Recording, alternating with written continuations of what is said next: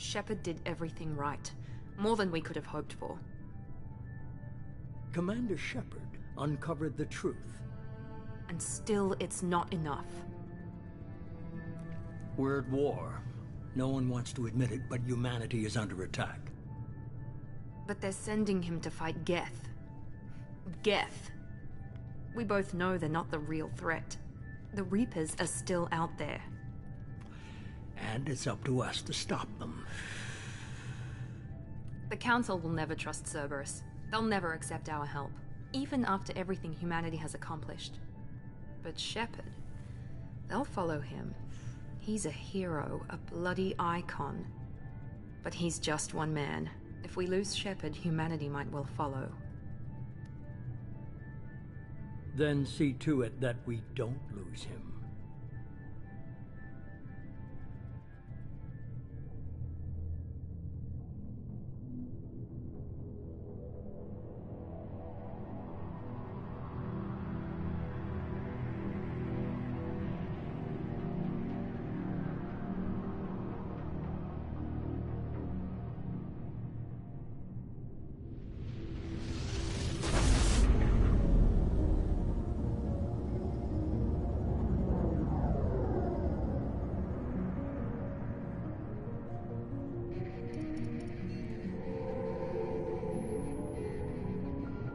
Disengaging FTL drives.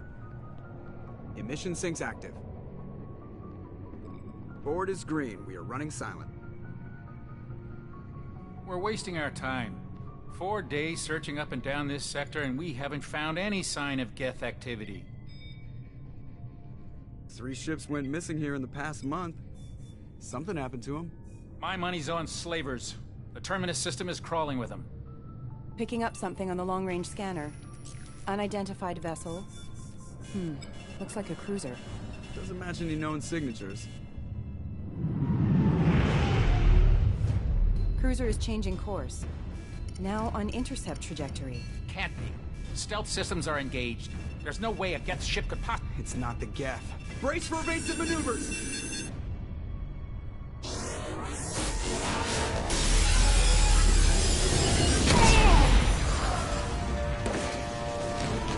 Presley! Kinetic barriers down. Multiple hull breaches. Weapons offline. Somebody get that fire out.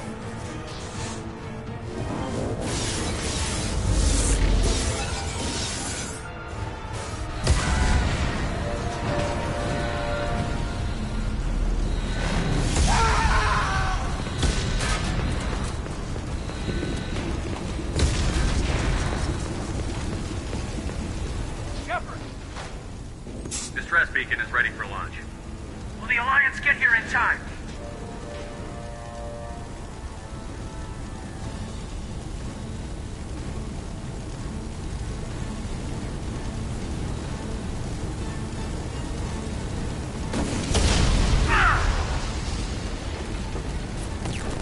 I'm not doing this just so they can find our frozen corpses. Get everyone onto the escape shuttle. Joker's still in the cockpit. He won't abandon ship. I'm not leaving either.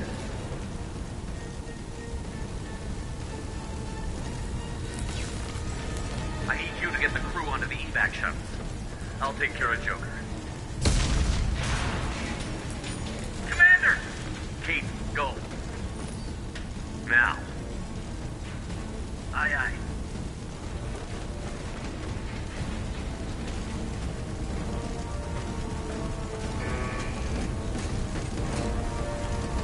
Everybody in! Go! Go! Go!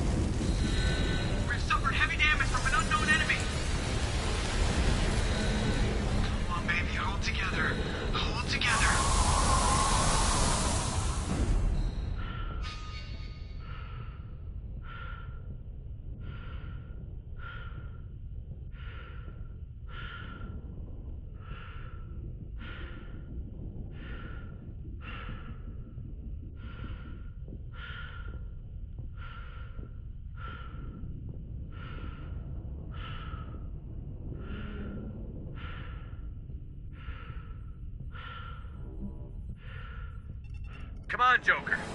We have to get out of here. No, I won't abandon the Normandy. I can still save her.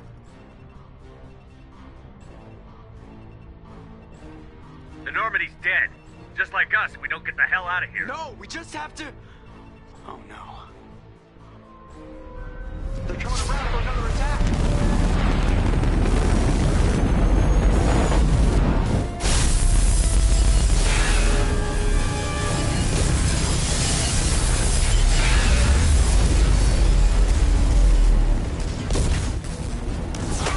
Watch the arm!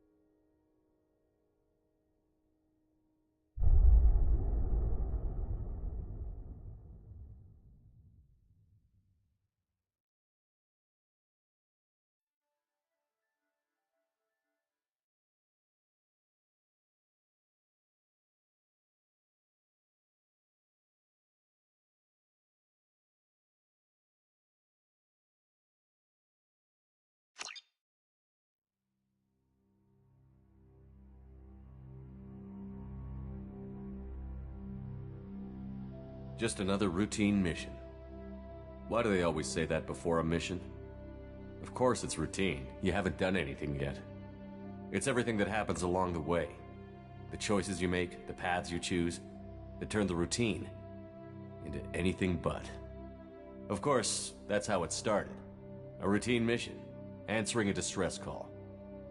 And look where that got me. We were testing out the Normandy, Captain Anderson's new ship, when the distress call came in. An Alliance patrol on Eden Prime had been attacked. They'd seen something they couldn't explain. And whatever it was massive. I hit the ground with my lieutenant, Caden Olenko. A good kid, loyal, by the book, with a talent for biotics. We came across the lone survivor of the patrol, Gunnery Chief Ashley Williams. A soldier to the core. Tough, disciplined, ready to take on whatever came her way. Ashley joined up with us and took us to the spot where she lost her squad. That's when we saw it. The ship. Like nothing I'd ever seen. It was massive, scorching the colony and everything around it as it blasted away. We followed the path of destruction to an artifact, a beacon left by a long-dead race called the Protheans.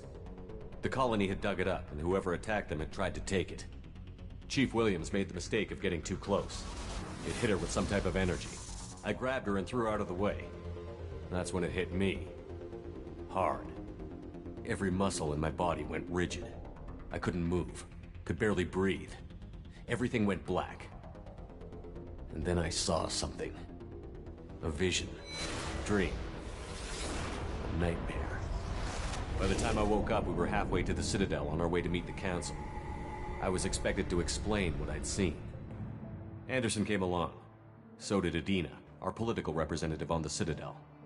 With those two heavyweights, it seemed reasonable we could persuade the Council that the ship we'd seen was a potential threat. As was the individual behind the attacks. The main suspect for the Eden Prime massacre was a Turian Spectre named Saren. He'd been seen by one of the survivors from the colony at Eden Prime, and there was some evidence to suggest that the ship was connected to Saren. But even Adina's pointed accusations weren't enough to convince the Council. They just couldn't believe one of their chosen elite Spectres could be guilty of something like that. They needed proof, which meant I needed proof. Fortunately, I wasn't alone in my search. Garrus, another Turian, wanted to help. A top agent for Citadel Security. Despite orders from his superiors that he shouldn't get involved, he told me he was suspicious of Saren, and he had some useful leads. More importantly, he was willing to share them. That led me to Rex, the biggest, nastiest-looking Krogan bounty hunter I'd ever seen. He turned out to be more than just a brute. It was his intel that led to a fugitive with incriminating evidence on Saren. The fugitive turned out to be an energetic little Quarian named Tali. A tech expert with a knack for hacking, she'd procured some information on Saren. Evidence that proved Saren was dirty. Tali's evidence proved that Saren was responsible for the massacre on Eden Prime, and that the immense warship we'd spotted was in fact Saren's flagship. But it went much further. Saren was trying to find a way to bring back a race of sentient machines from dark space. Machines allegedly responsible for cleansing the galaxy of all organic life. These Reapers were blamed for wiping out all life 50,000 years ago, including the Protheans, then disappearing back through the mass relays to dark space, leaving no trace they'd ever been. That explained why Saren was after the beacon, and it made some sense out of my visions. But not much else. We couldn't convince the Council that the Reapers were a threat, but they agreed Saren had to be stopped. They stripped him of his Spectre status and gave me the honor of becoming the first human Spectre. My first task? Bring down Saren. Anderson decided to stay behind, giving up his ship, the Normandy. He told me I would need it more than he would. He also pointed me in a direction. Liara, a Prothean expert, adept in biotics, and maybe most importantly, daughter of Benezia, Saren's top lieutenant. And like most Asari, as beautiful as she is intelligent, and born with a unique ability to meld with other species. Liara was able to help me decipher some of the vision the beacon had given me. Nothing concrete, but it gave me some clues. And a new appreciation for the Asari. Her technique for accessing my vision was unexpected, but not at all unpleasant. Ashley was a little concerned about the connection I shared with Liara. As commander, I knew either relationship had the potential to interfere with the mission. I decided discretion was the better part of valor, and kept my focus on our goal, finding Saren. Thanks to Liara's help, we had our next lead, Benezia. Saren had taken her to Novaria, where he'd enslaved a dangerous race of insect-like creatures, the Rachni. He ordered Benezia to use the same technique Liara had used on me to extract information from the Rachni Queen. The Queen's drones were everywhere, and they weren't happy. We had to fight through hundreds of them to get to Benezia. By the time we arrived, Saren was gone, with the information. I tried to reason with Benezia, but Saren had indoctrinated her. He had somehow acquired the ability to control people's actions and wills. Benezia wouldn't surrender, and Liara was forced to watch her mother die in her arms. And I was left with an angry, dangerous Rachni Queen to deal with. She claimed her drones would do no harm if I released her. But the Rachni had terrorized the galaxy before. I couldn't do it. I wouldn't doom an entire species for past sins. And the Queen was true to her word. She left and took her army of drones with her. With Saren's top lieutenant dead, it was quickly running out of time and places to hide. I tracked him down at his base on Vermeer, but we soon learned it was more than a base of operations. It was a breeding ground. Saren was breeding an army of Krogan. He'd found a cure for the genophage, a disease inflicted on the Krogan to prevent them from breeding and taking over the galaxy. But the Krogan Saren was breeding were slaves, mindless beasts that obeyed Saren's will. I had to destroy the base, and all its research. Rex disagreed. Violently. Rex wanted the genophage cure for his people. I tried to convince him to help me destroy it, that these Krogan weren't real. But he wouldn't back down. Fortunately, Rex is smarter than he looks. He realized this wasn't the way to help his people, and that Saren was the real threat. When we finally got to the center of the base, I realized just how close Saren was to completing his plan. He was already in communication with the Reapers. Sovereign, Saren's flagship we'd all assumed was just a ship, was a Reaper. It spoke to me, threatened me. I could feel the menace it had for every living thing. It wanted me dead. It wanted us all dead. And I knew it was capable of doing just that. What I couldn't understand was why Saren would help it. But there was no time to think about it. Sovereign knew where we were. We had to destroy the base and get the hell out. I split up my team in 2 squads, sending Ash with one and Caden with the other as a distraction. We had a nuke, and we planned to use it. Before we could detonate the bomb, Saren showed up. We fought. I stalled him to make time for my team. And in talking to him, I realized the truth. It wasn't Saren who was indoctrinating everyone. It was Sovereign. The Reaper. And Saren was in deeper than all of them. He tried to convince me he was still in control. Said he found a way to reduce the Reaper's influence, but he was kidding himself. Or believing the lies Sovereign was telling him. Before I could convince him to stop, he ran, leaving me just seconds to extract my squad mates. I tried, but I wasn't fast enough. I could only save one of them. Ash was a good friend, and a great soldier. But I had to choose, and I chose Caden. That was the last time Saren would slip away from me. I knew then, the next time we met, one of us would die. With my team mostly intact, we chased Saren and his army to Ilos, a long-lost planet that had once belonged to the Protheans. As we prepared for what we knew would be a desperate fight, I spoke to my crew. We were just one ship, against Saren's growing army. I assured them all that despite the odds, we could defeat him. I'd never tell anyone, but I had my doubts. Leaving Ashley behind had hardened my resolve, but revealed a soft spot in my defenses. How many more friends and allies would I be willing to sacrifice in order to stop Saren? We arrived on Ilos, close behind Saren. Once on the planet, we discovered a Prothean databank that helped me put the final pieces of my vision together. The Reapers had come 50,000 years ago, and every 50,000 years before that, each time purging the galaxy of life. The Protheans had fought and died, like every species before them.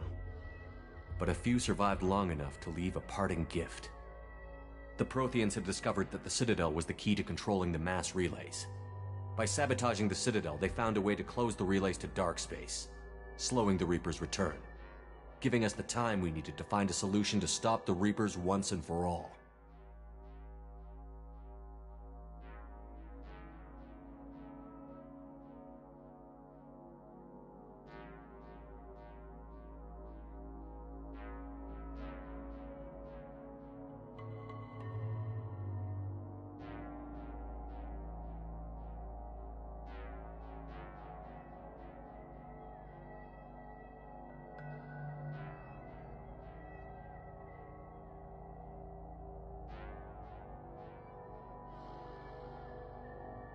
Saren knew this. He was leading his army to take control of the Citadel and re-establish the relays to dark space, bringing the waiting Reapers here to destroy us all. We followed him to the Citadel. It was intact, but heavily damaged. He had caught the Council fleets by surprise, and they were only now regrouping. And with Sovereign as his flagship, there was little hope the fleets could counterattack with enough strength to take back the Citadel. But Saren was done running, and I was done chasing him. As the Alliance and Citadel fleets battled Saren's army outside, I cornered the Turian bastard in the Citadel tower and confronted him. He died believing that the Reapers would save him.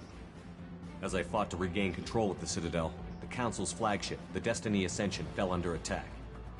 Despite Saren's death, Sovereign and Saren's army continued to fight. The Council was aboard the Destiny Ascension, and they were requesting assistance. But I knew in order to help them, I would have to put our human Alliance fleet in jeopardy. The Council could be replaced. The fleets were needed here and now if we were going to defeat Sovereign. Even with the Citadel back in my control, Saren defeated, and the Normandy leading the combined galactic fleet, the battle against Sovereign, a single Reaper, was relentless. It took the combined fleets of humanity and the other races, but in the end, Sovereign fell. But the costs were immense. While humanity's efforts in the war earned us our first seat on the Council, it was a hollow victory. The Reapers were still out there. I knew the fight was far from over, but as the one who'd led the fight against Saren, I was given new responsibilities. The choice of humanity's first counselor was left for me to decide. On the one hand, Udina, the lifetime politician. Ruthless and ambitious, he would easily navigate the political landmines that would soon be put in front of him. The other choice, Captain Anderson, the career soldier. Tough but fair, but a friend, and someone I could trust. Both great leaders in their own right. I didn't much like Udina, but sometimes you need a pit bull on your side. Someone willing to be the bad guy, for the sake of the greater good. The war was over. The threat had passed. In time, the Council would rebuild itself. The Citadel could be repaired. Even the pain of lost friends would fade. But none of that mattered if the Reapers were still out there. And if they were all as powerful as Sovereign, we had to find a way to stop them. I had to find a way. I gathered my crew, took my ship, and went in search of answers. Officially, the Council would only say I was assigned to cleanup duty, rooting out any remnants of Saren's army. Just another routine mission.